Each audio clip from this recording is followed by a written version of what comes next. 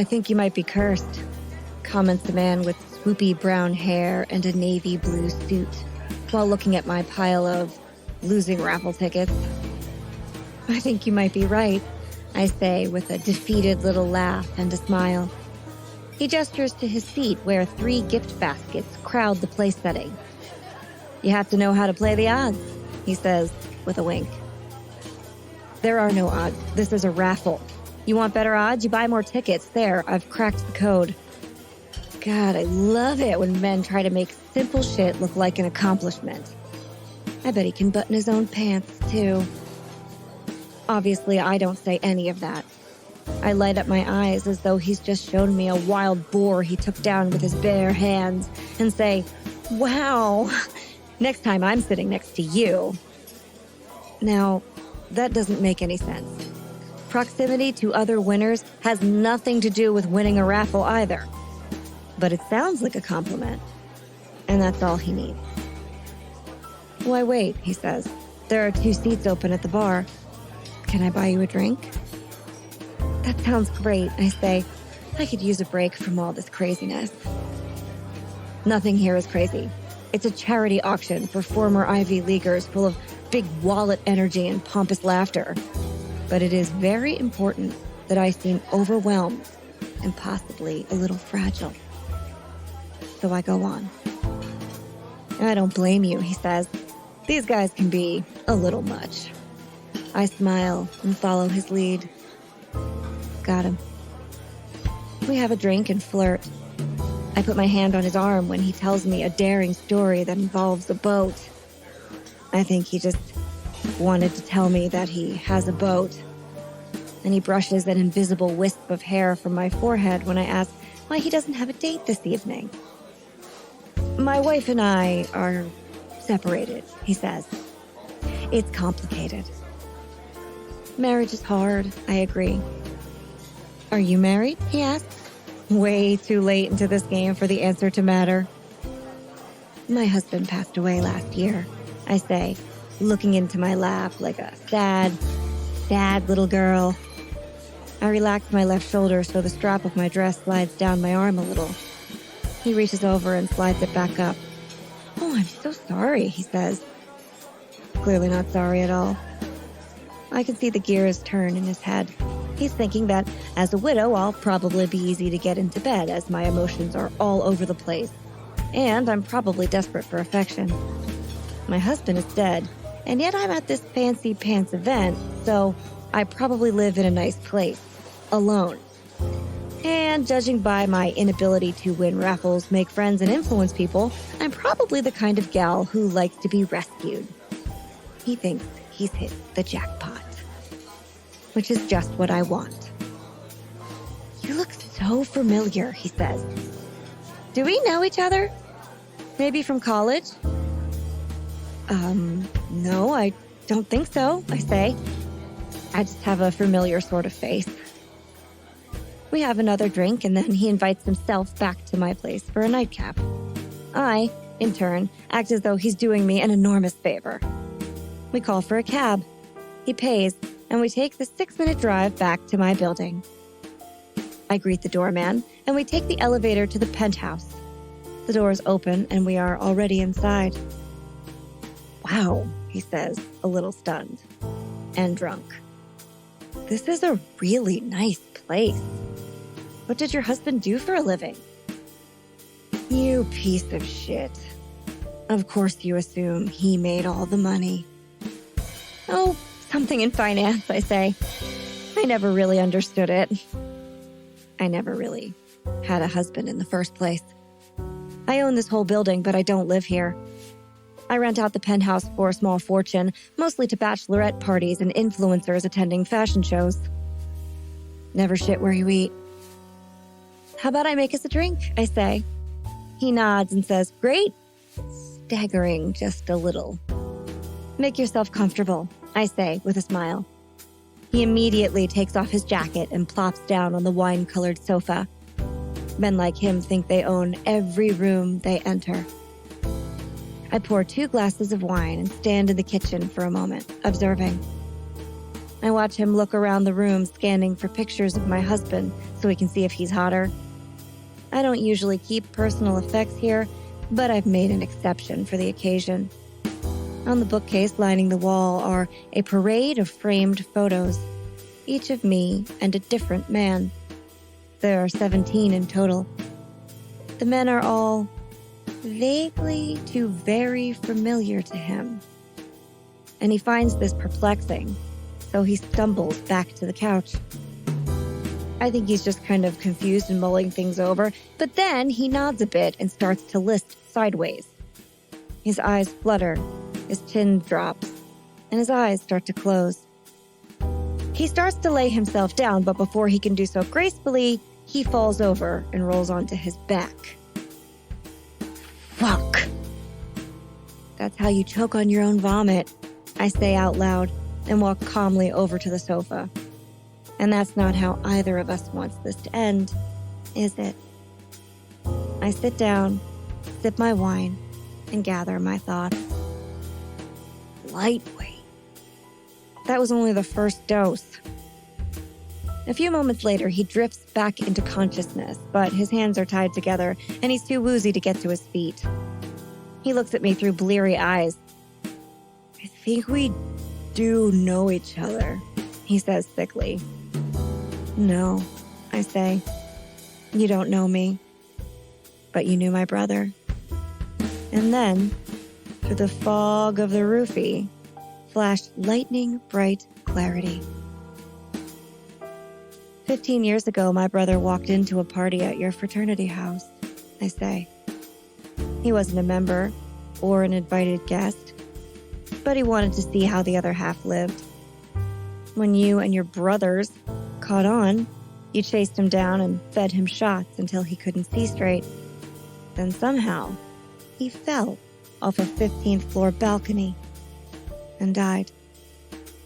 You told the judge he was a pledge, and you were all so wasted that you thought he might actually survive the fall. They believed you. The teachers believed you. The administration believed you. Hell, my parents even believed you. But I didn't.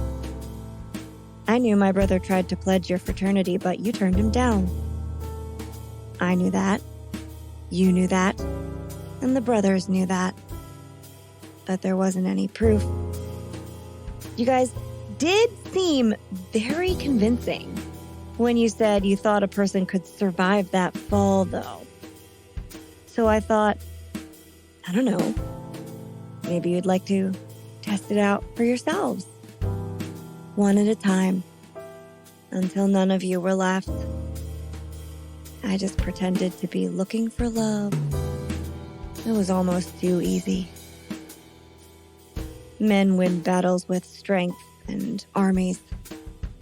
I had neither. But luckily, I'm not a man. Women win battles with their wits. And those I have in spades. A couple days later, it was all over the news. Billionaire found dead outside an upscale penthouse apartment building. According to investigators, he fell from a 15th floor balcony while intoxicated. This was the 18th member of the so-called cursed fraternity to meet their end through a catastrophic fall. Police have called it the most bizarre series of coincidences they've ever seen. Bizarre indeed. You messed with the wrong lady.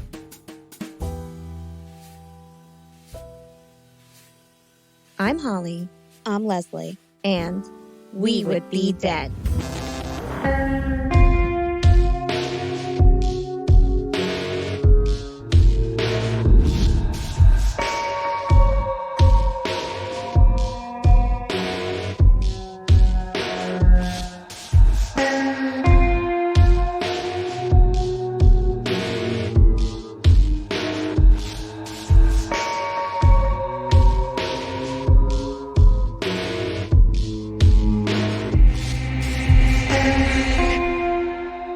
Leslie. Hey, Holly. Hey, fiends.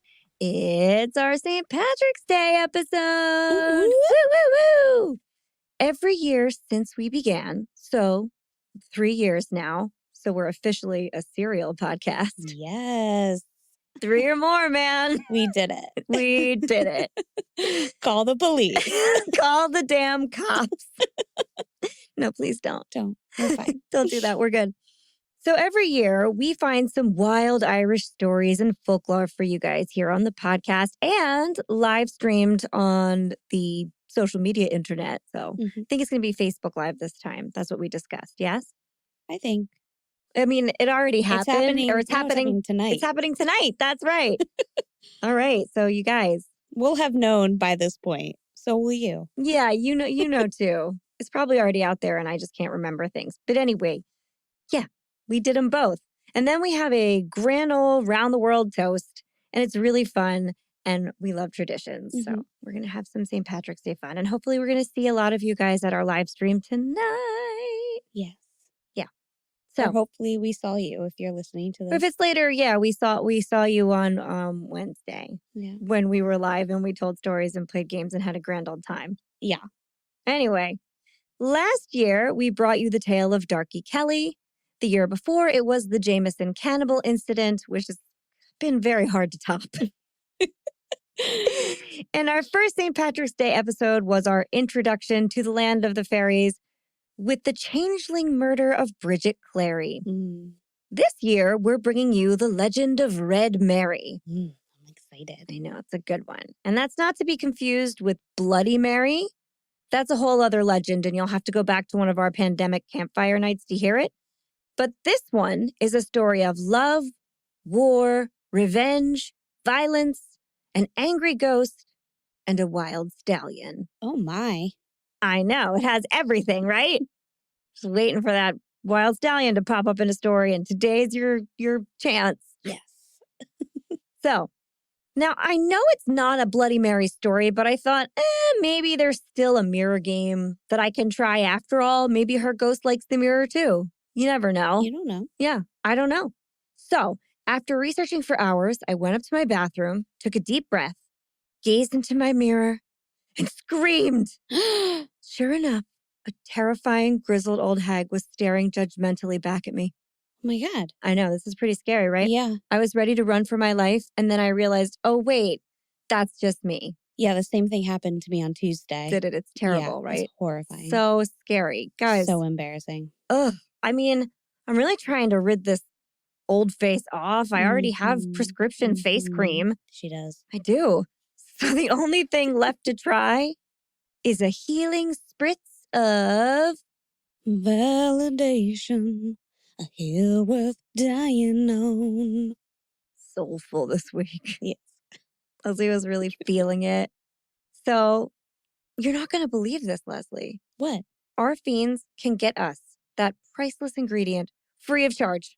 How? But how, you must be asking yourself. Yeah. I know, I can hear it all the way over here. Well, I will tell you. Simply head on over to Spotify or Apple Podcasts and leave us a 5-star rating and or a friendly review. It really is the only way to move this podcast forward. Ratings and reviews equal attention, attention equals support, and support equals more and better content for you. But if you just can't wait for more We Would Be Dead in your life, don't worry, you don't have to. Oh my God. Isn't that great? It's great. You can support us over on Patreon.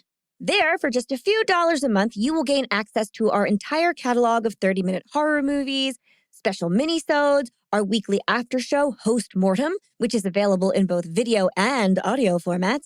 Maybe you want to see our faces. Maybe you don't. Both are okay.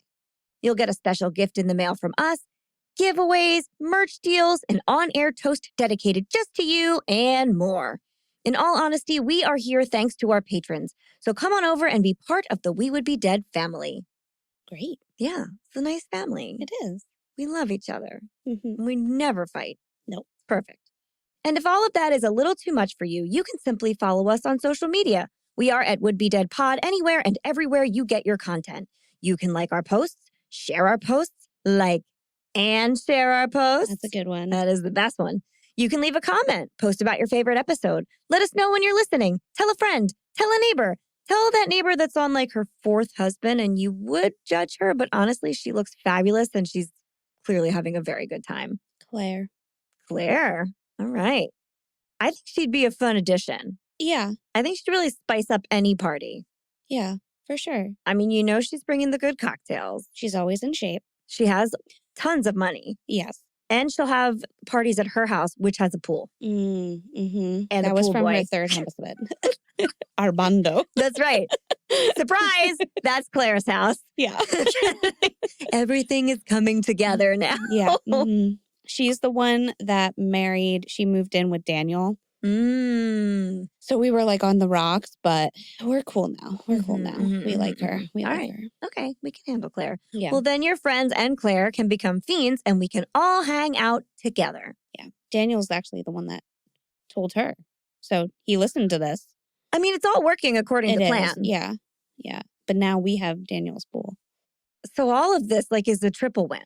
Yeah. I love it. Yeah. I love it when a plan comes together. That's because it's St. Patrick's Day. Yeah. Our St. Patrick's Day episode, always a good thing. See, there you go. All right. I think that's all I have in the way of announcements for this week. Leslie, do you have anything to add before we begin? Well, Holly. Yes. Being as it is St. Patrick's Day. Yeah. Mm-hmm. Nothing new. Man. Yeah. It was so close for a minute there. All right, fine. On with the show.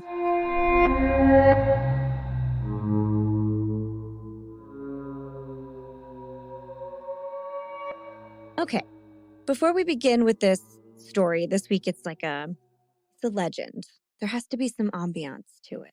Okay. So let's set the stage. Let's set it up, okay?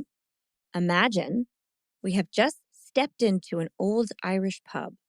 The window panes are thick and wavy. Everything is made of deeply polished wood and brass. Even though they've been there for centuries, you just know this place was not originally wired for light bulbs. And thus, it has rejected their incandescent light by filtering it in a way that somehow still makes the place seem candlelit. It is late in the afternoon. Still light out, but the light is fading fast. And it's raining. The gray sky is heavy and feels lower than usual. The rain is coming down fast, but it is fine, like the mist off a furious waterfall. Inside, we are warm and cozy, with the damp remnants of our short walk from our inn still on our coats and hats. We shake out our umbrellas and leave them in the stand by the door that is certainly older than our great-great-grandparents, and find 2 seats at the bar. We drink our pints and chat. It is so cozy in here, and the weather is so bad out there that we just decide to stay for another, and then another. And before we know it, hours have passed. Slowly, the bar filters out as the dinner rush comes and goes. And before we know it, we are one of the few people remaining in the pub. But the bartender doesn't seem bothered. He's poured his own whiskey and seems in no hurry to brave the elements either. We look around the bar, seeing what appear to be a few regulars. Locals, we think. And one older gentleman with weathered skin who has kept on his herringbone hat and wool scarf. That's almost like a little newsie. Oh yeah, I picture. I know. He looks as though he is somehow still outside, bundled up like that, or that he is made of the outside, woven from the slate gray chilly tapestry that lies beyond the windows. And I think he looks familiar. Maybe we have seen him before at the Jameson Distillery a couple years ago, maybe? It's hard to tell. Yeah. He lives in my soul. He lives in all our souls. He does. We love him. But he gets no name. No. For he is mysterious as the wind. For sure. Now, our conversation drifts from our personal lives and favorite gossip to the things we would still like to see while we're here. We mention the ruins of an ancient castle that sits out in the countryside along the road. It is unlike other castles that we have seen in that it hasn't been preserved and there appears to be no option for a guided tour. This has only increased our interest and curiosity, and we start to plan a drive out there the next day, thinking we may be able to just walk right up to it and find out more for ourselves. Yeah. Maybe we'll just go and look at this abandoned castle, and we'll pretend like that wouldn't make Leslie horribly nervous and then fall asleep. No, castles are fine. Oh, castles are fine? Okay, good. as we're talking of this, we get kind of lost in our plans. And then we hear a voice from across the bar interrupt with purpose. That'd be Lamanna Castle. It's not open to the public, but you can still go inside. It's the old man in the hat and scarf. He's more gravelly than that. I'll get there in a minute. You mean like there's a self-guided tour or something? Or maybe plaques out there with information on it? We ask in our American silly girl way. Mm-hmm. No, he says. There are no plaques. I mean, there are no locks or barricades. There's nothing stopping you from going inside. Oh, good. See, you love it. We remark on how strange that is. And if such a historic site were in America, totally unmonitored and open to the public, it would certainly have been destroyed ages ago. Mm-hmm, mm-hmm. We just cannot have nice things. No. Or we just need to make money from them, so. And we don't have any old things. So, yeah. None of that's working over here. The old man scoffs. Trying to scoff. Ugh. Ugh. Americans. Seeming to agree with the fact that Americans are not very respectful of history. And then he adds, we don't need barricades. If you're from Lamanna, you know better than to risk walking around that old castle, lest you want to spend the rest of your life haunted by the sounds of Red Mary laughing, backed by a chorus of agonizing screams. Oh. He's always creepy. Yeah. He does this to us every time. But our interest is definitely piqued. Yeah, I'm still good with a castle haunting, so we're fine. All right, okay, good. You mean there are ghosts out there? We ask, still trying to be casual, cool Americans. This is Ireland. There are ghosts everywhere, he says with a knowing laugh. That's a good one. But Red Mary is a particularly nasty one. Not a spirit you'd want to cross. Ooh, we're hooked. Yeah, definitely. We make our way over closer to this man. We want to sit next to him now, and we buy him a pint in exchange for telling us the whole story. Okay. We're like, here's a beer. Tell us all of it. Though we expect he probably would have told us for free. But still, it's a nice gesture. And so we settle in for a gruesome tale. And just in case you weren't listening to our friend from the Jameson Distillery, let me tell it back to you one more time. In 1615, amongst the jagged cliffs and green rolling hills of County Clare, a baby named Moira McMahon, there it is, was born. Now, it's like a cross between Moira and Myra, and if I say it not perfectly, apologies. It's spelled M-A-I-R-E. So, Myra grew into a strong-willed little girl with a quick temper and a blaze of fiery red hair. Because of this, she was known in her village as Moira Rua, which in modern English translates to Red Mary and Moira Rose. Yes. Just saying. Amazing. I'm just saying. So, Moira. That's why she's always wearing wigs. Yeah. To hide it. Hide the red. Gotta hide it. Exactly. She's just an old ghost. Yeah. Really love this theory. Let's keep it up. So Moira grew into a lovely but stubborn young woman. In 1634, she was married to a man named Daniel Nyland. Moira and Daniel's marriage had been arranged by their families, as was the custom back then. That's not uncommon. And once it had been carried out, Moira moved into O'Day Castle, which was across the way, still in County Clare. A lot of castles about, just all over the place, I guess. So Moira and Daniel had 3 sons, William, Daniel II, and Michael. In 1639, Daniel I, who fought with the British Army in the Spanish War. I don't know which Spanish War. Everything just says the Spanish War. Okay. The one that happened at that point in time in Ireland. So Daniel I fighting in the Spanish War, and he is killed in battle. Okay. Ugh. So sad. Yeah. This left Moira with 3 sons and an estate to care for, all on her own, which simply would not do. Moira Rose would never suffer the indignities of having to raise her own children. No. And neither would Moira Rua. 7 months after her first husband's untimely death, Moira married her cousin, Connor O'Brien of Lamanna. Yeah, her cousin. I know. What year is this again? 1639, so 1640. Okay. Mm-hmm. And this is, Lamanna is also, is also in County Clare. And I get the impression that she just really didn't want to leave town. Right. She's like, I like it here, so I'm going to just find another place to go here. Right. She's just comfortable with what she knows. Right. Exactly. Hence marrying her cousin and staying in town. Exactly. This was not a time when cousin marriage was super uncommon, though. It was a thing that definitely happened. It's definitely not awesome for the gene pool, but there's nothing we can really do about that now. It's not her brother. It's not her brother. Or uncle. That's right. It's her cousin. But they did have 8 children. Oh, wow. So you just know that one of them was like a little weird. Yeah. Wow. Healthy marriage. Yeah, man. That's for anybody keeping track. So she had 8 more children. That's like 11 children. Yeah. So she's got a full house. Okay. Now, got all these children. Connor had a 5-story tower house that was belonged to his family. That's on his property in Lamanna. And the family had built this in the 15th century. So it's been there forever. But, when you're used to a castle, you kind of can't go back to a house. No. So Myra and Connor were married. And after that, they expanded the tower house by adding a whole entire manor house. Okay. And thus Lamanna Castle was born. Okay. I mean, they have 11 children.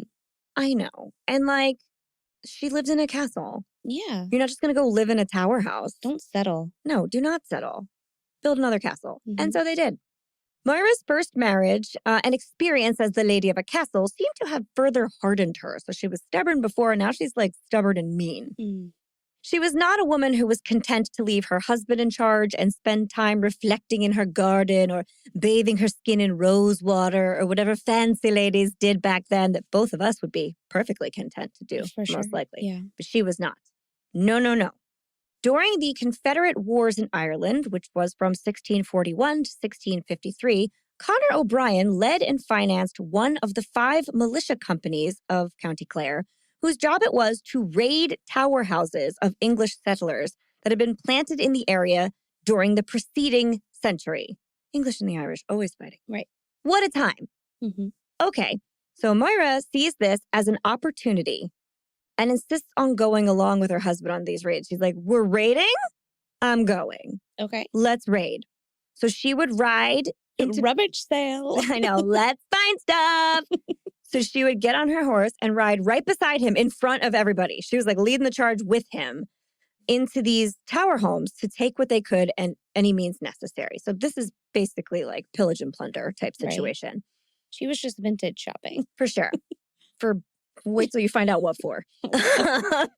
In depositions relating to the Irish Rebellion of 1641, a man named Gregory Hickman stated that, quote, Connor O'Brien, gentleman in a most rebellious manner, seized upon the deponent's corn. Oh. Took all that corn. Okay. And later, Connor O'Brien of Lamanna, accompanied by Mary O'Brien, so now we're going by Mary, and others, with a force of arms, came to the deponent's house and took away 14 English swine and a parcel of household stuff. Also, 400 sheep. Okay. So that's some good stuff. Yeah, household stuff. Yeah. 400 sheep. And swine. And swine and corn. Yeah. Okay. Someone's having a feast, some milk. It's going to be great. They got stuff. It's great. Cheese, goat cheese. Woo. Yeah. Goat soap. Maybe some silver. Yeah. Some utensils and stuff. Okay. Could be anything. And maybe they needed so they have a lot of children. And a castle now. And most likely those kids are throwing out forks with their plates. So exactly. They It's need not more like silverware. They could have registered back then. Everyone's so spread out. This is like a registry. Exactly. They're doing really well. Okay. No one at that point in time had ever seen a woman so ruthless and powerful. And I know what people are going to be like, but there were other women. Not in that area. You didn't really, there was no national news. You didn't see beyond your front door. So this was an anomaly. Yeah, we didn't have a Paul Revere to go from down to The British down. are coming. They're all women. Can you imagine? Got his little lantern. There's so many women. It's a different story altogether. That got Leslie, you guys. Oh, I'm crying. It's Okay. the American Ladies got me. Revolution. Whew, That's a whole other story. Yeah. Sorry, guys. So, because she is a woman who possessed within her seemingly great power, rumors immediately began that Mary Rua was a witch. Oh, yeah. Of course. Any woman that had an opinion or a drop of power was a witch back then. Right. Where do you get your powers from? The devil. The devil, obviously. Yeah. He probably sent you a weird little pet that follows you around, too. Yeah. I bet you have a freckle on your arm. Yeah. It's the 1600s. Everybody was a witch. Mm-hmm. From then on, anyone who lost a battle to Connor O'Brien and his men would claim that, quote, his good fortunes in battle were due to his wife's witchcraft. Oh. So they wouldn't let him win. They were like, you only won because your wife's a witch. Even so, he seemed unstoppable. Yeah. Oh, boy. Okay. So we got a little magic going on, a little witchcraft. Seems like we always have an element of magic in our St. Patrick's Day episodes. So I think this is a good time for me to, just take a little break. Okay. And Leslie, do you have anything Irish for our listeners? Maybe something festive or, dare I say, a tradition? Oh, well, Holly, I do. You do? I do. Today's segment is brought to you by Leslie's Leprechaun Lessons. Today is your lucky day. Yeah. Yeah. I love Leslie's Leprechaun Lessons.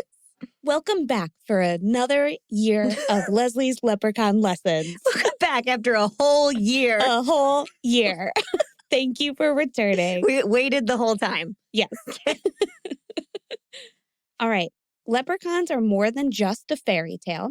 They're listed as an endangered species under European law. Mm-hmm. The Slive Loop Trail in the town of Carlingford in Ireland, and I probably really fucked that up, so I do apologize. I'm sure it's perfect. Is known as the officially protected land for the country's 236 living leprechauns. Where are they? Okay, I want to let's see talk them. about it. Where are they? In 1989, P.J. O'Hare woke up early to weed the flower beds outside his pub. Gotta do it. The sun was just rising and his neighbors were still asleep, so the activity was quite calming. That is, until he heard a piercing scream coming from the area of the Slate Rock on Foy Mountain. Alarmed, PJ cautiously headed toward the Slate Rock. When he arrived, the only thing there was him. What? Before turning around, he looked one last time. Near where he stood was a wishing well, and upon looking closer, he noticed a small green suit and hat and a scattering of bones lying on top of scorched earth. It was just him screaming. Did he hear himself? Yeah. Still, that's scary. Continue. Thinking, what the fuck? He decided not to call the damn cops. He picked up the suit and found 4 gold coins in the trouser pockets. Oh, sweet. Score. Win. Yeah. He had found the remains of a real-life leprechaun. Was it tiny? Yeah, it's like little bones. It'll be in the suite this week. I can't wait to see it. Being a businessman, he realized how great this was. He immediately displayed the outfit and the bones in a glass case for his patrons and tourists to see. I want to go. Yeah. The gold coins were not in the case. PJ kept those safe, so no one has seen them, right? Mm-hmm. No one has seen them recently. Okay. At this point, somebody did at one point, though. At this point, yeah. Mm-hmm. Okay. All right. He had shown them, but then he didn't put them. They're not in the case. You know. All right. The story was told far and wide, and thousands came to the pub to see the remnants of the leprechaun themselves. Many believed his tale, but not those closest to him. One man in particular, PJ's best friend, Kevin Woods, known locally as McCoillte. I worked so hard on that pronunciation. Guide was like, Quilta. McCoillte? Yeah. Thought his friend was just trying to draw in more patrons. And so as hard as that was for me to say just now, I'm just going to go with Kevin the rest of the time. That's his name. But they do call him McCoillte. Of course, that's what you would choose if given the opportunity to choose that or Kevin. Or Kevin Woods. McCoillte. I don't know. Obviously, the other one is better. PJ died a few years later, never able to convince his friend Kevin that what he saw was real, despite his persistence. Being a good friend, though, Kevin kept up PJ's property for him after his death. While fixing an old stone wall on his property on Gone Road in Carlingford, he came across an old leather purse hidden in a wall cavity. Inside the purse were 4 gold coins. Get out. Kevin was sure these were the coins PJ must have found all those years ago. Maybe PJ's story wasn't total bullshit then. Maybe And not. did he leave these here knowing that Kevin would find them? Or were they left there for some other lucky bastard to find? Either way, they were real gold coins and worth keeping. Yeah, man, now he had them. Yeah. So Kevin kept the coins on him most days. He had thought about pawning them, but just never got around to it. Over the years, they started to just feel like good luck charm and a nice way to remember his friend. Oh, okay. While walking his dog one morning, they crossed Carlingford Mountain and were stopped in their tracks at the sight of 3 leprechauns sitting on a rock. It was a shocking and confusing sight, but one neither he or the dog could react to, as they were unable to move or speak or even hear. They were just paralyzed. Kevin stared at the leprechauns as they chatted with one another, seemingly uninterested in the human and dog that happened upon them. I want to know what they were saying. I want to know what they sounded like. We don't, he doesn't know. We couldn't hear them. I'm so upset. After a short time, they vanished under a rock. Once they were out of sight, Kevin and his dog regained motor function. Okay. On their walk home, he debated whether to tell his wife about what he saw, as he wasn't even sure if he saw what he saw. He decided it would be best to just let it go, because he's like, she'll think I'm crazy. Yeah, she will. When he arrived home, his wife was worried and annoyed. She wondered where her husband had been all day. All day, Kevin thought. Slow down. Relax. Relax. Whoa, just took the dog for a walk, bitch. Mm-hmm. He didn't say that. He's a very nice He's so man. nice. We love Kevin. Mm-hmm. He reminded her that he went for a walk with the dog like he does every morning. Today's walk was a little longer, but he thought that he was only gone for maybe like an hour and a half. This response only angered his wife more. Oh, no. An hour and a half? You left just after breakfast, and now it's past dinner. It's 8 o'clock, Kevin. Oh, Kevin! Gathering his thoughts and realizing his wife was correct, Kevin quickly pieced together that while he and the dog were transfixed at the sight of the leprechauns, they must have lost more time than he realized. Oh, man. Those leprechauns were talking for a while. They were just like out. It was like 7 hours. They were just chatting. What do you have to chat about for 7 hours? You know, when you're a leprechaun, you've seen some shit. Yeah, wild. Mm-hmm. So as much as he wanted to spare his wife the tale, he decided it was best if he were honest. Yeah, that probably sounded much better. She's probably really relieved when he said, I was frozen by leprechauns. Yeah, don't worry, honey. I wasn't like out at the pub drinking. I wasn't cheating on you. Of course. I just was paralyzed by the sight of leprechauns. Yes. Okay. Yeah. Okay. It's fine. Honesty is not always the best policy. His wife was not impressed with his story and could not believe that bullshit he was trying to give her. No! For the next 3 weeks, they did not speak. Of course they didn't. Till finally one day, and this is the way he writes it. Of course. She thawed out. I don't care for this. I know. Kevin! I thought that was so funny. Kevin! She thawed out. She just decided to let it go. She still did not believe his tall or short tale, but as long as they didn't talk about it again, she was fine to move on. Just shut up about the goddamn leprechauns. Fine. Yeah. Though he hadn't convinced his wife, Kevin was now a believer. He wished his friend PJ was still alive to say, I told you so. Yeah, man. Kevin thought surely he couldn't be the only believer in the area. If he and PJ both had experiences, there must be others. Sure enough, Kevin rounded up a group of like-minded rascals. I mean, yeah. Of course he did. Come on, man. That's like saying, I believe in UFOs. Do you think there's another one of me? Yeah, there are. There are. In 2002, the group began to campaign for the mountain that was home to the leprechauns to be made a protected area by the European Union. His wish was finally granted in 2009. I could just see them constantly going to these, like... Guys, these like city council the meetings. Leprechauns. Right. City water. Leprechauns. I can just picture like Leslie Knope running. 100%. They're like, all right, and we have the leprechaun guys are back. Kevin Wood. Yeah. Yeah. So his wish was finally granted in 2009 when it was made into a preserve under the EU Habitats Directive. The EU officials agreed to add the leprechauns as a protected species because they could not prove nor disprove their existence. I feel like Kevin, that's their laugh, too, what you just did.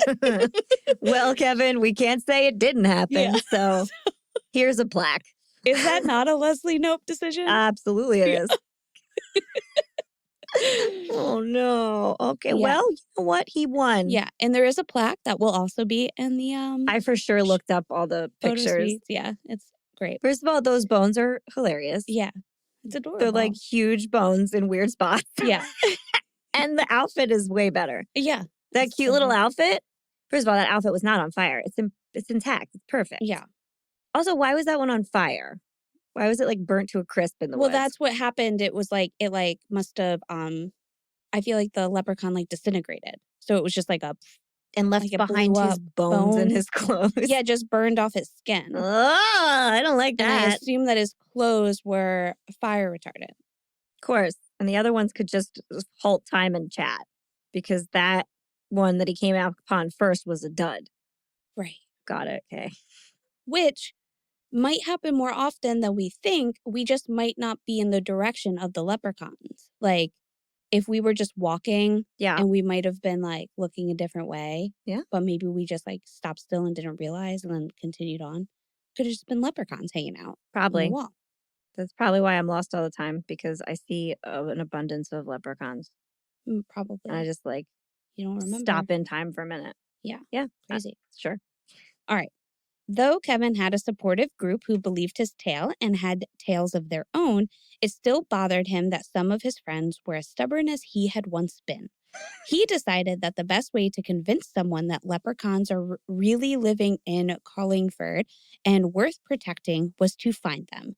So he arranged a leprechaun hunt. Oh, Kevin. In which he hid 5 ceramic leprechauns and 2,000 Irish pounds of prize money in total under each for anyone who could find them. Kevin's got some money. Well, he reasoned that in looking for the ceramic leprechauns, one of the hunters might accidentally come across a real leprechaun. Okay. You know, like we're going to be looking for things, you're going to be turning stuff upside down, you might come across. Sure, we're going to be in the area that we had just finally like protected. I feel like this is quite a gamble, but all right. There were no sightings. No, okay. But Kevin and others would not be deterred.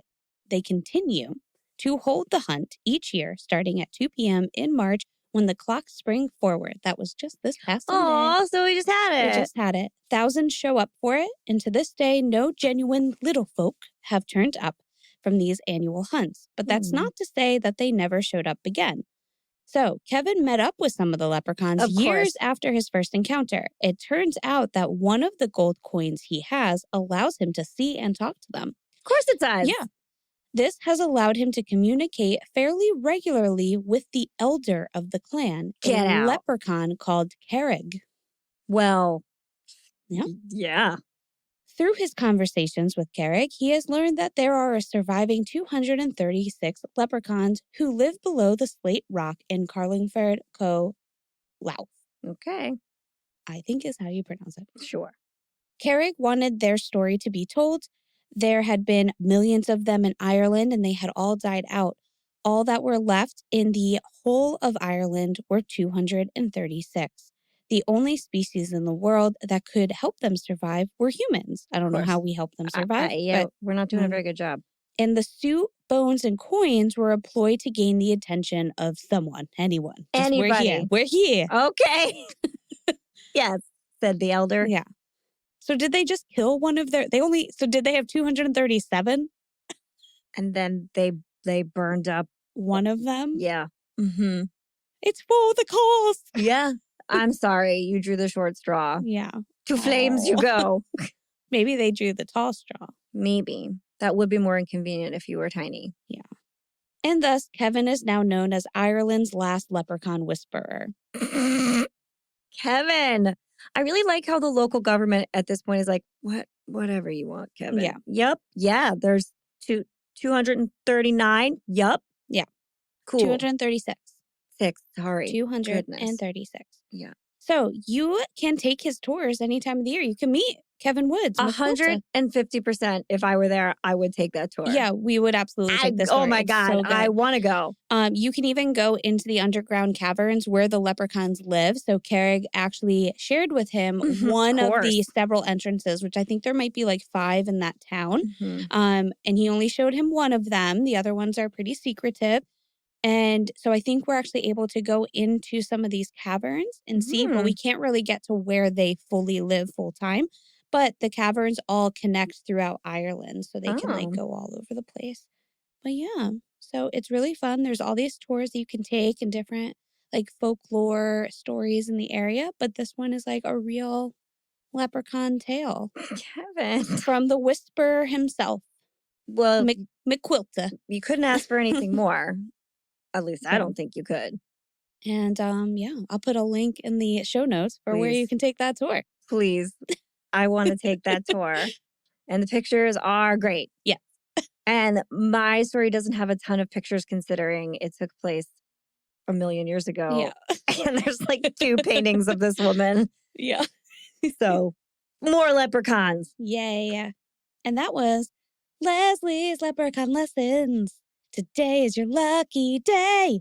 Yeah. Was our lucky day. It was our lucky day. That was a very good one. Thank you. I like that one. Ooh, Kevin. Oh, boy.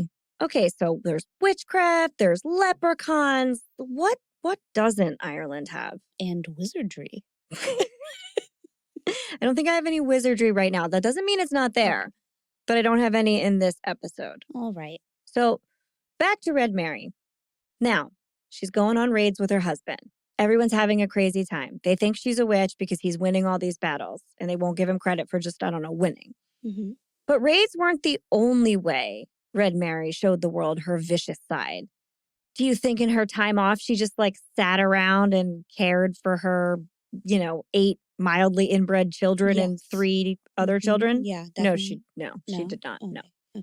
No, she ran. She's not going to care for her own children. We've already discussed this. What is she, a farmer? No. She ran the grounds of Lamanna Castle with an iron fist. So she had lots of very strict rules she wanted the staff to abide by. And servants who broke the rules, no matter how arbitrary their rule breaking was, would really suffer some serious consequences. So if they were men, they were just straight up hanged. And there's more fun for ladies in a few minutes. Also, travelers who dared set foot on her land uninvited were denied passage. So her husband had also, after they constructed the manor house, to make it a castle, he put big gates outside the castle. So like nobody could just come and go. You had to have permission. And if you were just crossing there to get somewhere else, they would stop you and be like, absolutely not, you're trespassing. And if they caught you trespassing, even again, if you were just a traveler, you were also hanged. So if you're not invited, you can't even stumble upon that. So back to women. Maids and house staff who did not complete their duties to Mary's standards or made mistakes, no matter how small, or dared talk back or tried to defend themselves to their mistress, would be made an example. First, Mary would cut off their breasts. Oh. Yep, then hang them from the tower by their hair. How horrible. Yeah, she's not nice. What the fuck? I don't know. They did not cook her meat to her requested temperature. Ooh. Yeah. No tits, hang from the tower. Okay. Yeah. I don't know. But surely she must have gotten along with somebody, right? I mean, like, everybody has somebody they get along with. Someone else must love cutting off tits. I mean, yeah, just gotta find that other tit-cutting person. Perhaps they were in the church, right? Maybe the church, she liked them. Everybody liked the church back then. No. Later in life, Mary reportedly had a dispute with the local rector. As an Irish Catholic attending Protestant masses at the time, she was none too happy with what she was hearing. And so, rather than continuing to attend a mass she didn't agree with, Mary had Code Church built, where she observed her faith for the remainder of her days. And legends suggest that she did this to upset the local vicar and to show she could do whatever she wanted. Yeah. All right. Yep. Okay. I wonder if she was like pen pals with the blood countess. I think the dates are a little off, but they definitely would have gotten along. Yeah. For sure. Well, if she's a witch, they might just be like That's talking to true. each other. Through the bounds of time and space. Yeah, through the veil. Yeah. Okay. That's a trademark. Okay. That's for later. It's them and Moira Rose. Yeah. All in a room. Yeah. That's the ladies' revolution. I love it. Paul Revere comes. Yeah. It's a wild ride. The ladies are coming. The ladies are coming. And it's them. Ugh. No wonder he's afraid. Yeah. This is going somewhere. Yes. Okay. We'll keep notes. So things seem to be going pretty well for Mary and Connor O'Brien. They have a castle, lots of stolen sheep and swine, a whole brood of cousin siblings. And there were enough servants and travelers to keep the lady of the house entertained. Everything is going according to plan. Great. But as we all know, perfection such as this cannot last forever. In 1650, Connor O'Brien was commissioned as Colonel of Horse in the army of Charles II, which is a very silly way of saying he was a high-ranking officer in the Royal Horse Guard. He got to ride a horse. Some people walked around. Can you say that like an Irish accent? Colonel of Horse. Colonel of Horse. No, it doesn't sound any better. No, it's the same thing. It's not, yeah. It's silly. It's very silly. Yeah. Why would you phrase it that way? I don't know. Colonel of the Horse Guard? Much better. Okay. That sounds The like... Stallion Guard. Okay, that's sexy. Yeah. That's... Colonel of the Stallion. That's the ruler we all need. But anyway, this is the rank he got. And so because of this, it's time for Connor to fight in some battles. And this seldom goes well for long in the days of all swords and no protection. In 1651, although I suppose that there were some guns and other things then, but you get what I'm saying. It was not like you were not very shielded. If you went into battle, you were probably going to die. Well, they had like armory. I guess, yeah. I don't know. There are a lot of casualties. Yeah. In 1651, Connor entered a battle with Edmund Ludlow, who was Oliver Cromwell's General of Horse. Oh. When you're British, you're General of Horse. Yes. I'm sorry, they probably had both. But I assume this was a battle of a bunch of fancy guys on horses fighting it out. For That's sure. what it sounds like to me. Yeah, very nice. So Edmund Ludlow and his troops succeeded during this battle in wounding Connor O'Brien gravely. And gravely enough for him and his own horse guard to retreat. So he gets hurt and they're like, retreat! Oh, okay. Connor is then taken back to his wife at Castle Lamanna. And Mary thought the horse guardsman had brought back her husband's lifeless body, which would have been the custom back then. They would say, your husband died in battle. We brought him back home so you could give him a proper burial on his family plot.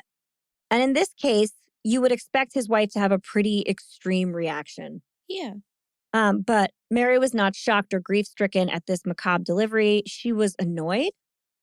She said, quote, "What do I want with dead men here? I don't know. She's killing them all the time. What am I going to do with this?" It is a hassle. It is. She yelled this, seemingly ready to have her husband's body disposed of so she could get on with her life. But then she was gently reminded that he was not actually dead yet.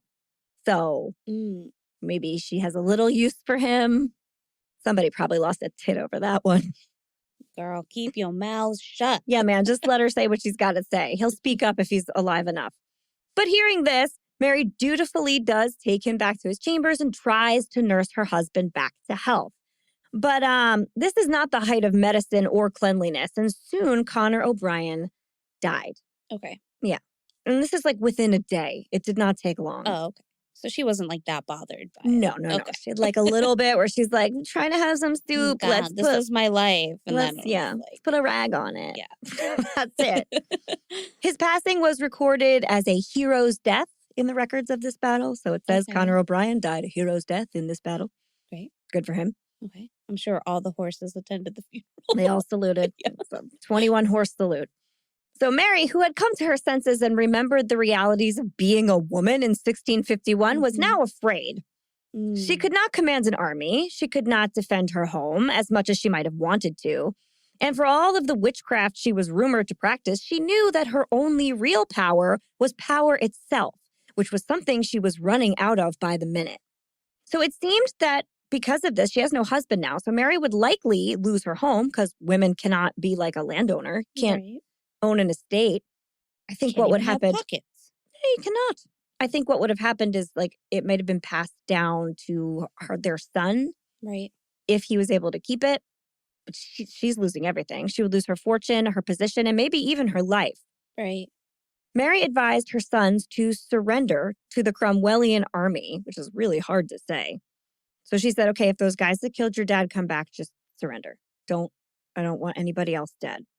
Then she put on her finest blue silk dress, combed her fiery red hair, and set off for Limerick, where the enemy's army fort was located in her coach.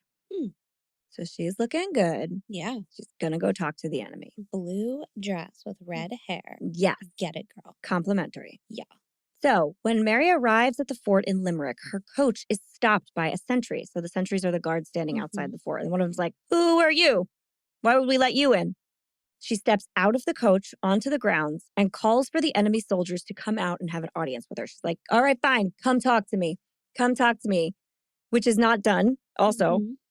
So eventually, they are curious enough to know what this is all about. And so the soldiers emerge. They come out into the little courtyard area to see this woman who is shouting.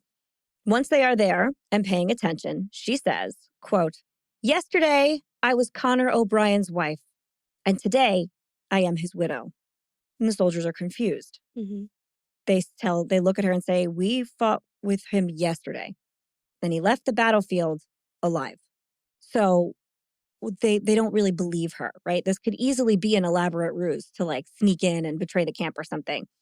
So they want proof. Okay, if he's dead, give us proof. Now remember, Mary's also like went on all those raids with her husband. Right. So people are going to be suspicious of her. It's not like she's just like some lowly bowing woman. She's a witch and a force. So Mary as proof says, okay, you want me to prove it? Fine. In surrender, I will marry any of you guys that'll have me. If my husband was still alive, I wouldn't marry you. And they were like, I don't know if I trust this. Feels still like you could just come in here and kill us all or something. But one soldier was like, on the other hand, she does have a castle. Yeah. So why not? Yeah, I'd have a wife. Yeah, I'll take it. I'll try it. Fine, whatever. What's the worst that could happen? I'm dead. I'll probably be dead anyway in a battle. It's fine. It's cool. Cool. So she marries one of Cromwell's soldiers. This marriage secured her home. So now she has a husband. She keeps all of her position. And he's one of Cromwell's soldiers. So she's not in danger from enemy forces at all either. Okay. So this kept her safe, right? And her children safe, who have now enlisted to fight for the other side. And this is probably the safest she could have possibly been. But make no mistake, this was not an act of love. This was not an act of surrender. This was revenge. Yes. So Mary stays married to this young soldier for about a year's time before he is found dead on the castle's grounds. This is one of my favorites. When they find him dead, they're like, I wonder what killed him. Let's examine him. Kick to the stomach. Oh, man. Got kicked real hard in the stomach. Dead. Maybe one of the horses. Maybe. Or it was Mary. Good kicker. Spoiler alert. She's a very strong, very good kicker. Okay. Wait, and so, I'm sorry, these are the British soldiers? Yes. Okay. This is the British soldier. So this is the side that, like, killed her husband. Well, her previous husband. Her cousin husband. So, she's out of husband now. So she just marries another soldier. There's a whole bunch of them. So she'll marry another one of Cromwell's troops. Keep her position safe. And this one fell out a window. Oh, man. I know. She has really bad luck. So Mary married another. And then another. And another. Damn. And another. They just kept turning up dead shortly after. I'm surprised they kept marrying her, though, anyway. I know. I guess it's just I. because of the castle and, like, her riches? Yeah. And I mean, like, people did die a lot back then. And there was war going on. And there were, like, people killing each other, I guess, but she was able to get and I know it is implied, but she's killing these men one at a time. Right. She's trying to kill off a bunch of people who were responsible for her previous husband's death. And perhaps the most creative method Mary employed was her old wild stallion. Ooh. Mary had this fearsome beast captured so she could make him her own, but he proved to be unrideable and untamable. And so she kept him in a stone stall. because this horse was so strong and so like rageful and wild that it would break out of anything else. You'd think you just wouldn't keep it, but no, she kept it. By the time her current soldier husband came into her rotating gallery, the stallion was quite old and blind, but still full of like pent-up aggression and wild and totally unrideable. But Mary asks her young soldier husband, she's like, you are so brave and strong, right? And you're a horse guard, which means you're an expert rider. Why don't you prove to me how good you are on a horse and how brave you are? Ride my old stallion. Ooh. Uh-huh. And the horse guard said, of course. Yeah. I can do anything. I can ride this old wild horse. He's old. It's fine. Whatever. He thought that this was going to be pretty easy. He's seen war, and so he agrees. He mounts the horse, opens the door to the stone stall, and as soon as the stallion sensed freedom, off he ran at top speed. The soldier tried to direct him, tried to have the horse turn. He tried to stop the horse. He tried to slow him down, anything, but the stallion would not yield. And he ran with all his might and the soldier on his back right off a cliff. Oh, so even the horse died? Yeah, he was old. She didn't care anymore. Oh, man. Eventually, Mary's deeds caught up with her. And if we are to believe the stories, one of two things happened. Either she was eventually captured and placed into the cavity of a hollow tree that was way out in the woods, far from human ears. The tree was sealed up tight, and Mary was then left alone to die slowly where no one could hear her scream. Oh, boy. That's not the option I like. Okay. I like the second option. The second option is that one day, while out riding her horse, Mary was trotting along in the woods alone, and the horse was spooked by something unseen. The horse reared back, and Mary lost control. The horse threw her from its back with great force. It threw her far. In the fall, she landed in the forked branches of an old tree that seemed to be able to grab onto her. The tree seemed possessed with a spirit, and it held her. As she struggled, she became entangled in her long red hair. Eventually, after a long enough struggle, the tree seemed to just release its grasp on Mary, but her hair was still tangled in its branches and twisted itself around her neck. When she dropped from the forked bough of the tree, she was hanged with her own hair as the noose. Just like them girls. Okay. Were her tits gone too? No, she kept her tits. It's just like trees with his tree hands. That's all he could do. But even in death, Mary will not give up her home in Lamanna Castle. To this day, it is said that her ghost wanders the grounds, laughing at the tortured souls her deeds trapped there for all eternity.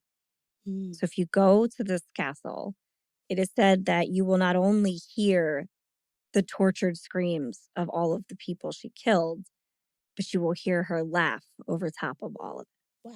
Wow. So now, most of what happened in that story I just told is pretty history books true. But some of it is unprovable, and still more of it is just a legend at its finest. But I wanted to tell it without interruption because it's much better that way. Yeah.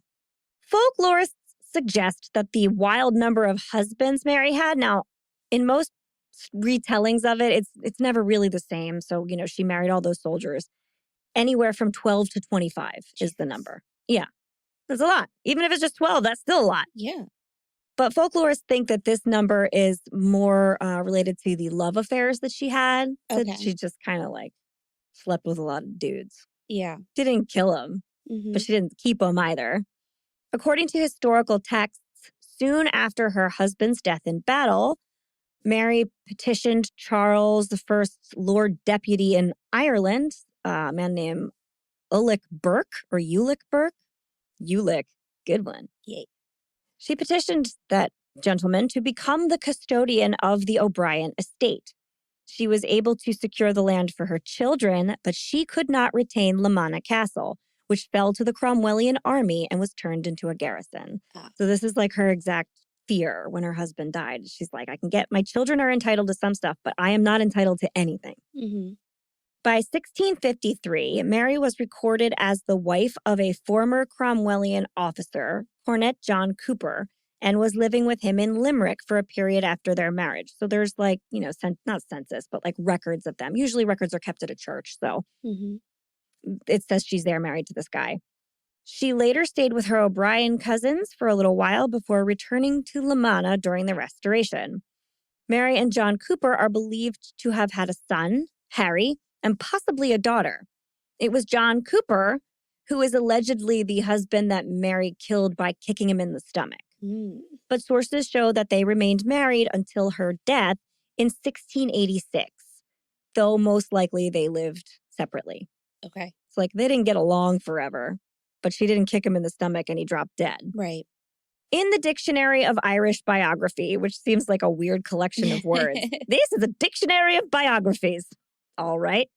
The entry for Mary O'Brien records her death as conventional and that she was in poor health in her 70s and that she made a will. It was signed on the 7th of June, 1686. Her will requested that she be buried at the Abbey of Ennis, and though there is no marker, it is possible that she is buried there alongside her second husband, Conor O'Brien. Others contend that she is buried at Code Church in Kilnaboy Parish with her 2 daughters. And that is her story. Wow. Yeah. Okay. Yeah. I think the idea of her like, well, I have no other power other than what I can do as a woman in this day and age. So I'm one by one, I'm going to marry all of you motherfuckers and kill you. I love it. I know. I was like, wow. You've got to find a way to isolate them one at a time. All right. So was she as bad, like killing her servants? There is no record of that, but of course there wouldn't have been. Yeah. So really, just like the leprechauns, we don't know that she wasn't. Okay. So yeah. we're just, it's more neither interesting. Prove nor disprove. Exactly. That is exactly right. Because they wouldn't have kept a record of every serving person that ended up hanged for an offense or just quote unquote dead or missing. Yeah. So maybe she was horrible. Maybe she wasn't. We don't really know. I mean, it's the same thing with the Blood Countess. Maybe she was that horrible and maybe she wasn't. The only record we have of anything the Blood Countess ever did is a journal they said she wrote herself and said that they found. And there are a lot of doubts that that was even of her own hand. Yeah. So again, we just don't know. But it's quite an interesting legend. It really is. Thank you, Holly. You're very welcome. That is our St. Patrick's Day folklore for the year. Yes. And we'll have more fun Irish stuff tonight, Wednesday. Yeah. Or yesterday if you're listening on Thursday or, and so on and so forth. So looking forward to that. Any Irish stuff before we wrap this one up? No. I got it all. We'll talk about more tonight. I know. I'm excited. All right. Toast? Toast. Or what is it? Sláinte. Sláinte. Yeah. This is another one where I'm like, I don't know who came off great in this one. The first husband? Was he nice? I mean, he was fine. I don't know anything bad about him. Yeah. He didn't. I don't know any rating he did. All right. Did Daniel. Daniel. First husband. Okay. So all those poor inbred children. Yeah. Yep. Maybe they turned out okay. They might have. First generation, sometimes you're all right. Yeah. As long as they married way out of their gene pool and spread it out. Yeah, what happened to them? If any ancestors are listening. I hope you're not, because you're probably terribly offended. Yeah. But if you're not, let us know. So toast. Anybody else that we want to toast this week? Just the person that came up with the lore that she was in a hollow tree. That's a pretty good one. Yeah. There's absolutely no record of that. Yeah, that's cool. Yeah, it's like the one where the tree kind of is imbued with the spirit. They're like, her wicked deeds were so bad that the earth swallowed her. Yeah. They grabbed her and we're like, I'm going to get you. Nom, nom, nom. Yeah, we got to stop you. Nom, nom, nom. So good on that tree. Okay. Cheers to that tree. And to the leprechaun guy, because what a fanciful kook. Yeah. Yeah. Well, you know what? Yes. To Kevin. To Kevin Wood. Yep. McCoillte. Yeah. And his wife, his poor wife. Poor long-suffering wife, who was like, I can't. Just tell me you were drunk. And now he does these tell me. Tours. She's probably like, fucking hell. Oh, God. You really playing this one out. Yeah. You're not, this is a bit you are committed to. Now there's like a group of you. Oh my God, you brought more. It's like, oh, are you going out with your little friends? I'm going to call the Women's Revolution. To Paul Revere. To Paul Revere. Cheers to Paul Revere. All right. All right. And if we went a little too far with the revenge and rode our horse out by an old enchanted tree, we would be dead.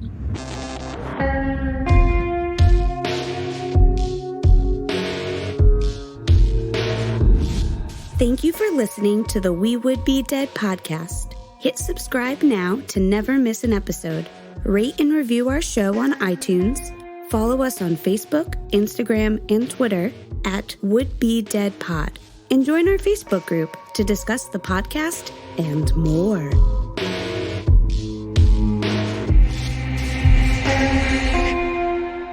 The British are coming. They're all women.